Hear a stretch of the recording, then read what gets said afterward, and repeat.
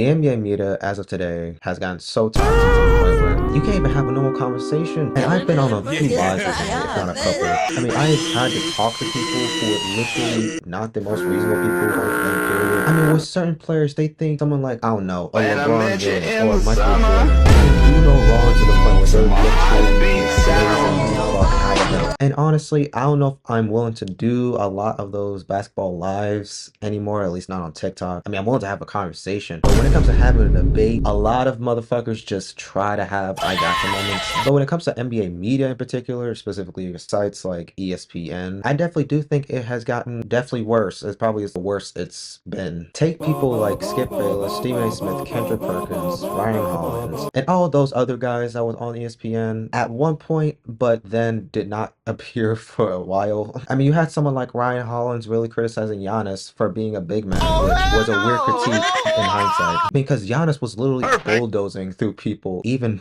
that time when he was being criticized for being a center. And of course, you have Kendrick Perkins, who at one point was literally saying the most outlandish shit about Jokic. Like, it was not too long ago when he said something about the MVP voters being racist. And Stephen A. Smith, as of recently, has gone a downward spiral, especially with the whole LeBron James drama, of course, with involving his son Bronny. And LeBron actually confronted Stephen A. Smith to his face in the middle of a game. And of course, Stephen A. Smith had like the worst response to come with it. But to think that the NBA media was at a better place way back then, like back in the 80s and 90s, I mean, a lot of these analysts and journalists really had to like speak with the player rather than just analyze them from a distance. And that's how a lot of those players were able to get a lot of media coverage, of course, such as like Michael Jordan. But of course, over time, that would no longer be the case, or at least going on to late 2000s or early 2010s when Skip Bayless was on the rise. And Skip Bayless pretty much made a career like and a living off of just hating on LeBron. And then he was the one that laid down the blueprint of, it doesn't matter if I don't necessarily like these players or not. If I keep doing it like this, then we're going to keep going more views. So we kept milking it. And then of course, when we get to the